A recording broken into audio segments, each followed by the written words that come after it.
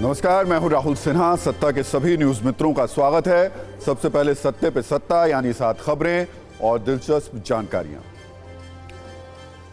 आज हम आपको बिहार के सीएम नीतीश कुमार का राजनीतिक गोल चक्कर दिखाएंगे, जिसके हर मोड़ पर सत्ता है।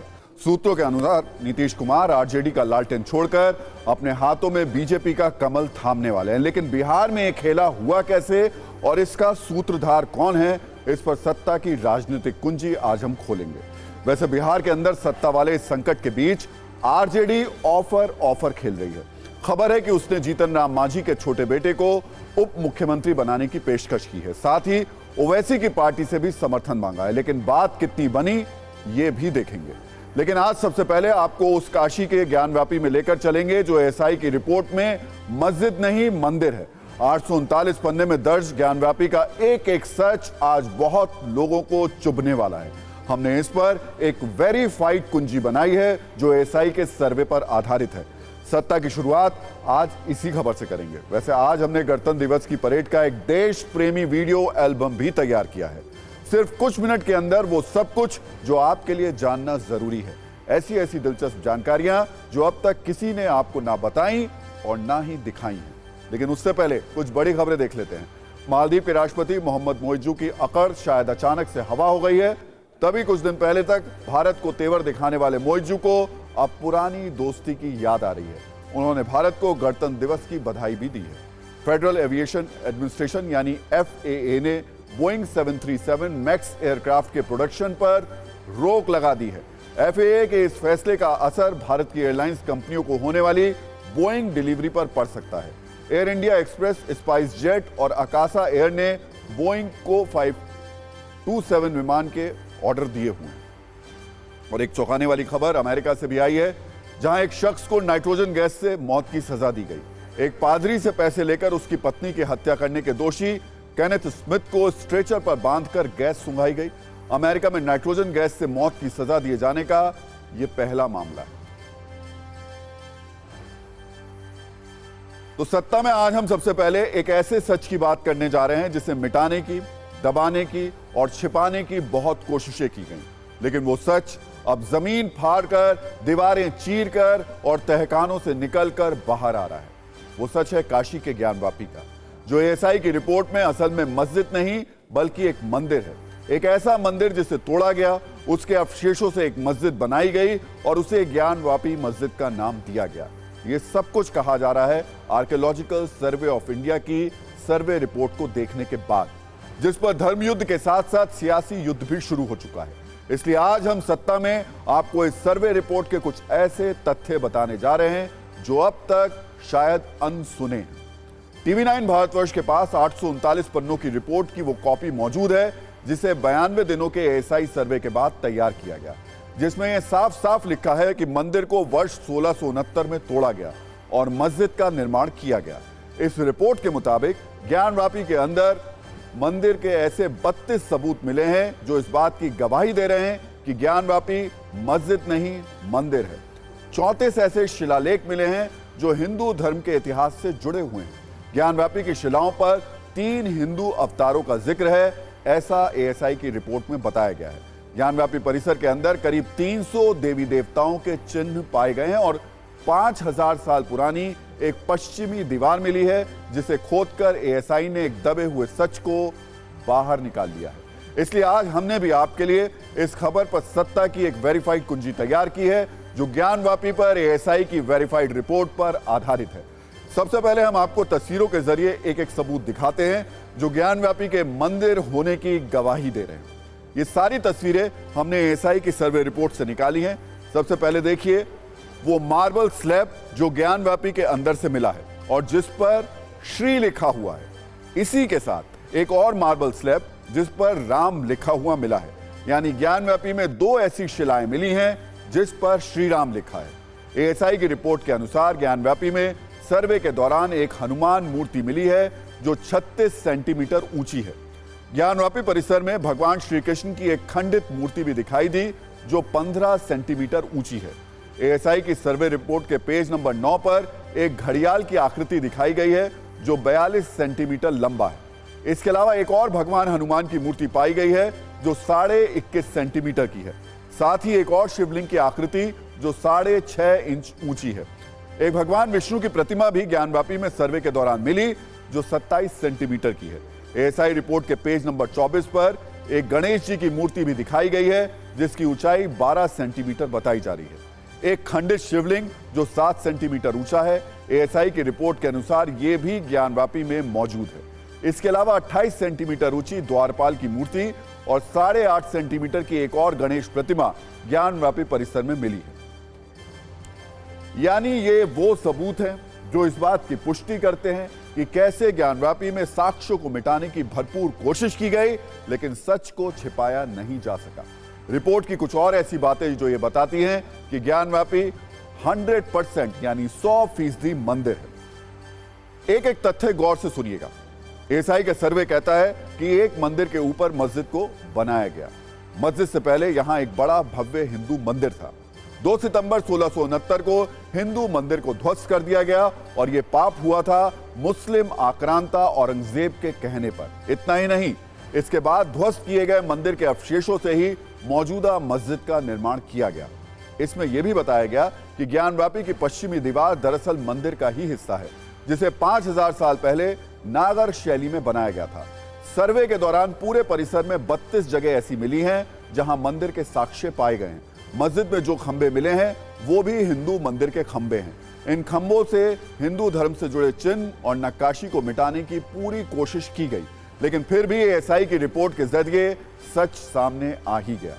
839 पन्नों की जिस रिपोर्ट की बात हम आपको बता रहे हैं वो गुरुवार को ही कोर्ट के आदेश के बाद हिंदू मुस्लिम पक्ष को सौंप दी गई जो अब सार्वजनिक हो चुकी है।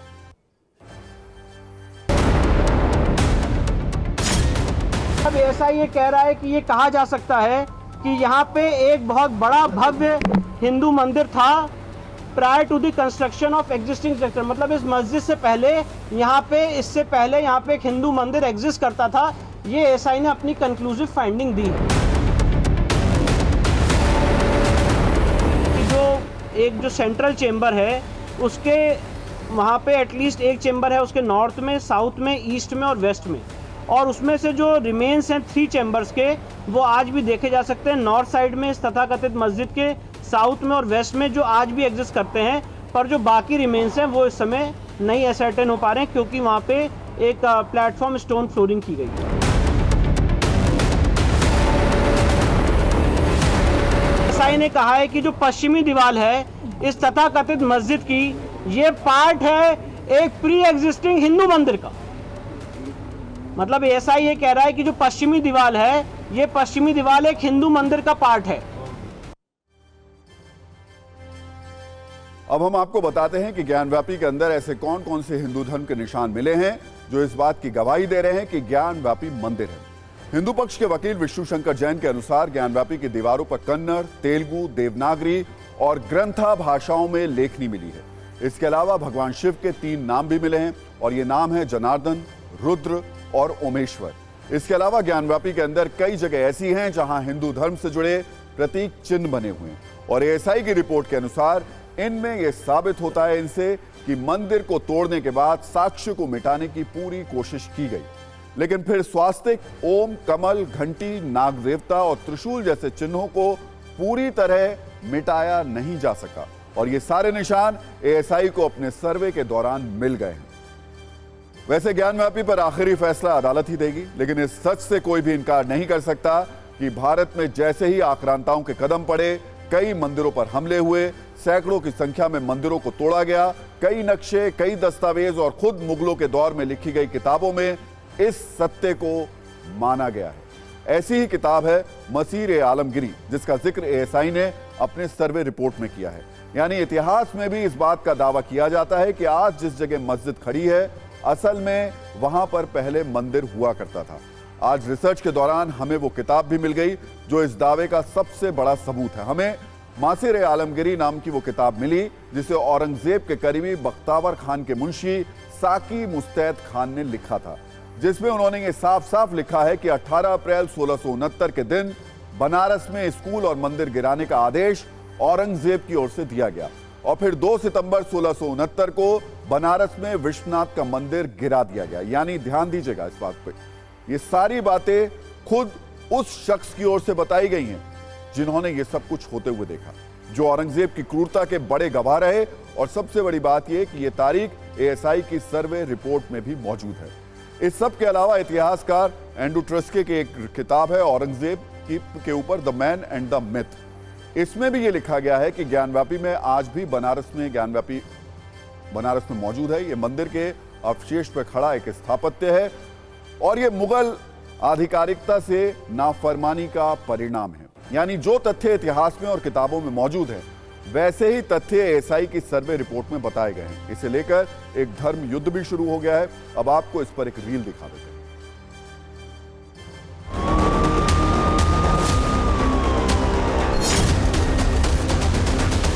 जब उन्हें साक्ष्य मिल रहा कि वो ज्ञानवापी मंदिर है तो उसी के आधार पर कोर्ट को आदेश कर देना चाहिए। कहाँ हिंदुओं के पक्ष में चूंकि साक्ष्य है, इसलिए इस हिंदुओं का ये मंदिर है और हिंदू अपना उस पर पूजा पाठ शुरू करें। अरे बाबा दुआरे नंदी पुकारे, बाबा दुआरे नंदी पुकार, नंदी का दर्शन दे जाओ गर्दानी, हाय हाय ओ गर्दानी। हिंदूवादी जितनी तंजीमें हैं वो इस बात का शोर मचा के सिर्फ ये बताना और जताना चाहते हैं कि हमें ये मस्जिद तोड़नी है। 1992 में जैसे हमने बाबरी मस्जिद को तोड़ा था शोर मचा के, जबरदस्ती दल और बल की ताकत पे, ऐसे ही हम इसको भी तोड़ने वाले हैं। आप देखना कोर्ट का फैसला आने से पहले ज्ञानवापी मस्जिद टूट जाएगी।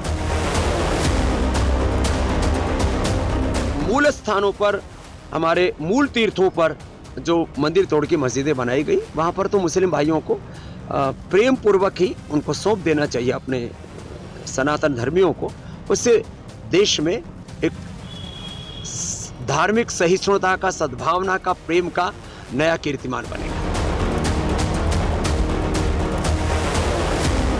हमारा मानना है कि कभी किसी जमाने में मठ था बौद्धिस्टों का, क्योंकि शंकराचार्य के जमाने में में बौद्धिस्टों का अत्याचार हुआ, सारे बौद्धिस्ट चाइना की तरफ पलायन कर गए। तो हर जमाने में कुछ ना कुछ बदलाव होता रहा है और कल्चरल रहा है। और मुसलमान मुट्ठी पर आए थे, कारीगर कल्चर यहीं का था, वही डेवलप किया, वही कारीगर थे। अभी आप 2.5 दिन के झोपड़ा दी कि वहाँ मूर्तियाँ मस्जिद में, तो उसके क्या मतलब है?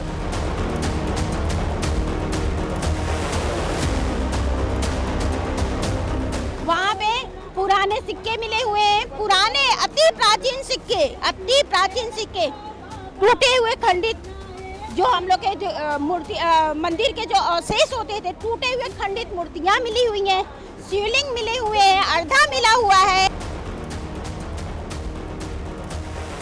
भी दीवारें चीख चीख कर बोल रही है कि भोलेनाथ का त्रिशूल भी दिख रहा है, और अवशेष दिख रहे हैं। तो ये कोई बुरा मानने वाली चीज़ नहीं। मैं तो कहता आया हूँ कि अगर हमारा राम मंदिर बना है तो जिस दिन मस्जिद बनेगी उस दिन हम भी उन्हें बधाई देंगे, क्या तकलीफ है। वैसे एक सबसे पहला सवाल ये कि क्या जो अयोध्या में हुआ, क्या वो सब कुछ अब काशी में होगा? क्या अयोध्या वाला फॉर्मूला अब काशी में भी लागू होने वाला है? इस सवाल की वजह है वो टाइमलाइन जो दोनों मामलों में बिल्कुल एक जैसी है। साक्ष्यों में मौजूद सच के अनुसार वर्ष 1528 में बाबर ने राम मंदिर को तोड़ा और इसके बाद मस्जिद का निर्माण किया गया। ठीक इसी तरह वर्ष 1669 में औरंगजेब ने काशी में मंदिर तोड़ा और मस्जिद बनाई गई। अयोध्या में 1976 में विवादित स्थल का सर्वे किया गया। इसी तरह ज्ञानव्यापी में 6 मई 2022 कोर्ट कमिश्नर का सर्वे किया गया। अप्रैल 2003 में एएसआई ने अयोध्या में विवादित परिसर में खुदाई की, जबकि ज्ञानव्यापी में जुलाई 2023 में एएसआई का सर्वे शुरू किया गया। अयोध्या में विवादित स्थल की सर्वे रिपोर्ट अगस्त 2003 में आई, जबकि ज्ञानव्यापी की सर्वे रिपोर्ट जनवरी 2024 में सामने आई। अयोध्या की सर्वे रिपोर्ट में एएसआई ने यह बताया था कि मस्जिद के नीचे मंदिर के अवशेष हैं, ठीक वैसे ही जैसे ज्ञानव्यापी को लेकर दावा किया गया कि मंदिर को तोड़कर मस्जिद बनाई गई। कोर्ट के फैसले के बाद मस्जिद दूसरी तरह के बनाने का फैसला हुआ। इसलिए सवाल है, क्या अब ज्ञानव्यापी को लेकर भी वैसा ही कोई बड़ा फैसला होगा?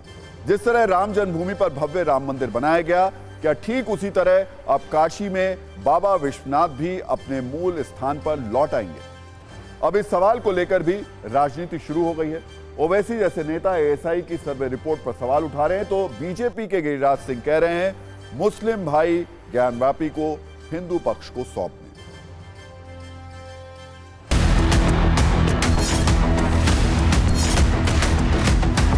मेरा यही अपील है कि मुस्लिम भाई जो दस्तावेज निकल के आए हैं ASI के, वो दस्तावेज के अनुसार आप मथुरा को, काशी को, काशी तो दे ही दें, जिससे आपसी मतभेद न रहे।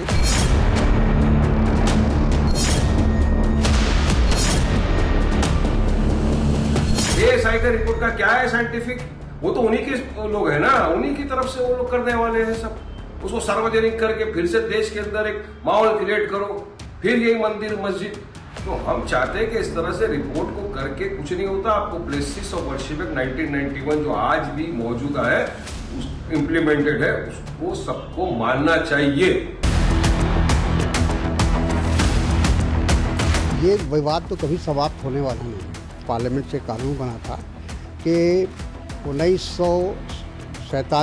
15 अगस्त 1947 को एक लक्ष्य मानते हुए उसके बाद किसी भी धर्म स्थल में कोई परिवर्तन नहीं होगा। मेरा ख्याल है कि वो जो कानून बनाया गया था या एक्ट बनाया गया था, उस पर अमल करने की आवश्यकता है।